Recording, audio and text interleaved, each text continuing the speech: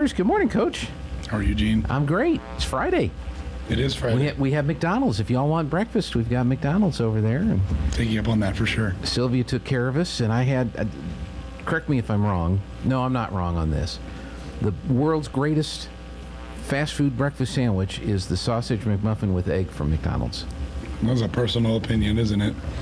I think it's a fact, but I don't know. What's your favorite? What you just said. Oh, is it? Is Yeah, it? Okay. I'm not going to disagree with you. I agree that it's sausage egg McMuffin, but I've had people argue the sausage biscuit. So, Well, that's not bad. what's yours? I would say McGriddle. McGriddle. See, there you go. There may be one left. I think Jeffrey may have gotten it. But who'd you bring with you? You brought a college soccer coach with you. Yeah. So introduce our guest. You're going to make me mess up. No, I can say it. This is Coach Brandon. How about that? You can't mess it up when I say that. Brandon Misuraca, the men's soccer coach at Eastern. Good morning. Good morning. So are you new to New Mexico or? Yes, moved here. Me and my wife moved here early March. So we've tried to adapt to the area, which has been really nice. Having just come most recently from Oklahoma. So Okay, and how long have you been coaching soccer? at least 10 to 12 years. Started while I was actually still playing myself, and so kind of just grew into it. And did you grow up in Oklahoma, or where are you from originally? No, sir. I grew up in St. Louis, Missouri. Played there up until after college, and then went on for my master's degree while also doing my GA-ship. Yeah. Did they ever put a roof on that baseball stadium there in St. Louis? No, they'll never do that one. That's like one of the worst places. You get in the middle of July, August, when it's 90 degrees with 90% humidity, and you're going to try to watch a baseball game or something else outdoors. Hey, St. Louis Cardinal fans are a little bit crazy, but I mean it's a baseball town, right? Yeah. Oh no, definitely it is, and no love lost between the Cardinals and the Cubs, right? Exactly. Yeah. Exactly. We could talk more about that one off air. See, I grew up in Iowa. Okay. And we didn't have a major league team in Iowa, so you could root for the Cubs, you could root for the Cardinals, you could root for the Royals. They were over on the western side of the state. There weren't too many Minnesota Twins fans, but there were a few running around. But yeah, I grew up mostly a Harry Carey fan. When he was with the White Sox as an announcer, I followed the White Sox, and then when he went over to the Cubs, and then I got to hear all about Harry Carey and is it Joe Buck? Jack Buck. Jack Buck. Yeah, Joe's dad. Yep. And that rivalry. They went once upon a time. They were the announcers for the Cardinals. And the rumor is that Buck started the rumor that Harry was messing around with the Bush wife. Oh, wow. And that's how he got fired and kicked out of St. Louis. Interesting. That's one way. Yeah. So did you play soccer in high school or college, or what got you interested in soccer? Being from St. Louis, you grow up playing from the time you're 4 or 5 years old. Played all the way through high school, played at CBC, all boys Catholic high school out there. Then went on to Missouri Baptist, where I did 4 years there. So Okay. And you've been a head coach.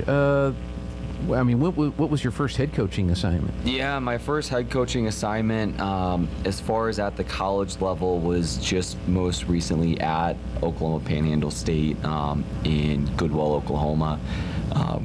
Started that in 2019, and grew the program from scratch there as well. Okay. So who reached out to hire you? Was that Dr. Weir, or was it? Yeah, it was, when the job was posted, I, put my name in the hat for it, and I think I heard back within 24 hours that they wanted to do the first round of interviews, and so it was a quick process, and I think that goes to speak to Dr. Weir and how he handles his business, which is being very professional and very punctual on things. So it was a quick process, but one where there was a lot of detail required, which is something that actually drew me to Eastern a little bit more in depth, was the fact that how professional it actually is. Yeah. So as you're looking at the team and trying to do some recruiting, how big a role do you think New Mexico athletes are going to be on your program as you get it going? Yeah, that's a good question. At the end of the day, with what the state is doing, right, with the state allowing students to go to school, especially at state universities, for basically almost free, it makes sense to have very good New Mexico student athletes coming into our program. We're also the only NCAA men's soccer program in the state, as well as the only state university that offers men's soccer. So for us, we have an opportunity to kind of not have any competition in the marketplace. So for me, that's something that, as we go forward, our objective is to continually bring in the best New Mexico student athletes that we can. And I guess Albuquerque has a professional soccer team now. That's probably helping raise awareness of soccer and raising interest in soccer. Yes, no doubt. We have actually 2 of their players coming in from their academy, and our goal is to work with them going forward, as well as working with all the high school coaches. We were just recently at the New Mexico High School Coaches Association, where we got to raise awareness for the program and really start those introductions, because the service that we have is actually beneficial to the entire state and all the boys soccer players trying to play at that next level. Yeah, pretty exciting. And Coach Jowers, I know you said before we went on the air, you're right in the middle of a busy 2-week schedule. You've had some youth camps. You've got an elite camp coming up for your What's happening players right now. Yeah. So we leave here and go to sessions. So how exciting has that been? it's been exciting but exhausting. We left and we went to camp, like a team camp in Colorado with the boys, with the high school boys, and then we came right back in and did our high school tournament, which, like, the fundraiser, the 3v3 and 5v5, and then went straight into kids camp. And then he came to town and we went straight into this camp. And then this weekend we have our team camp with the teams that are coming in for that. So Sunday I'll get to sleep. But it's been a long 2 weeks. Yeah. So how are things looking? Because last year the first year that both the boys and the girls made it into the state soccer playoffs? Yeah, it was the first year at the same time. Same time. Yeah. I mean, because you've been in there before, and the girls have been in before, but I don't think that they've been in. Well, not only was it the first time that we both went. In the same year, but it was also the first time that we had ever both had the opportunity to host the first round, which that was pretty special. Yeah.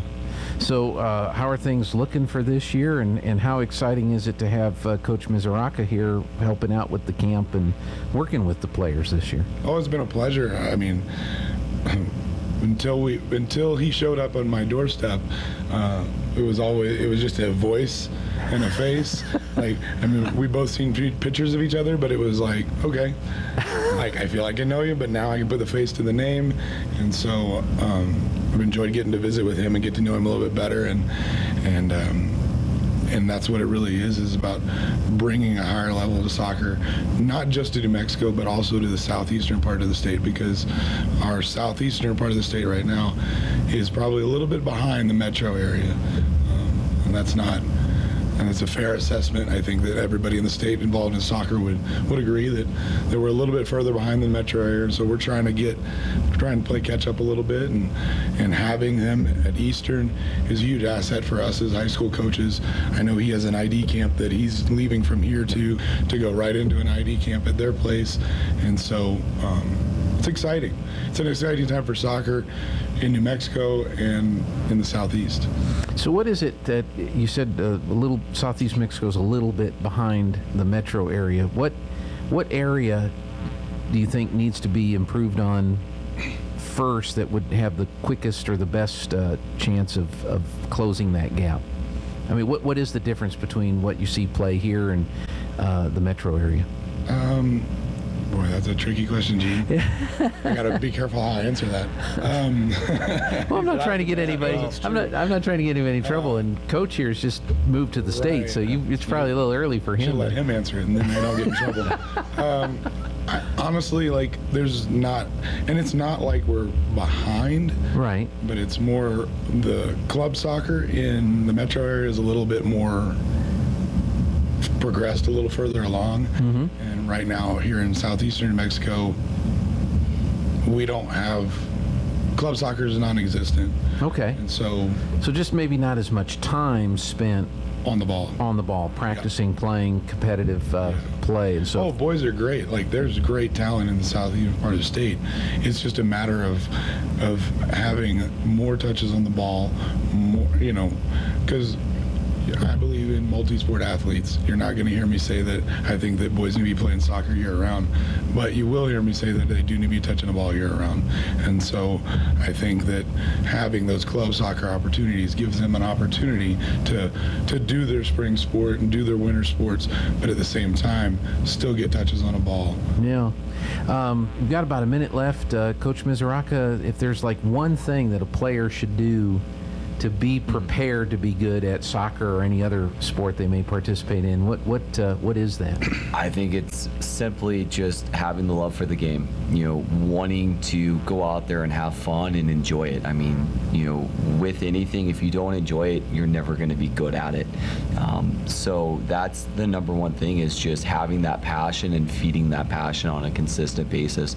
Like Coach is saying, just going out there, whether it's with your mates or with your family members, and just getting extra touches makes the world a difference. Yeah.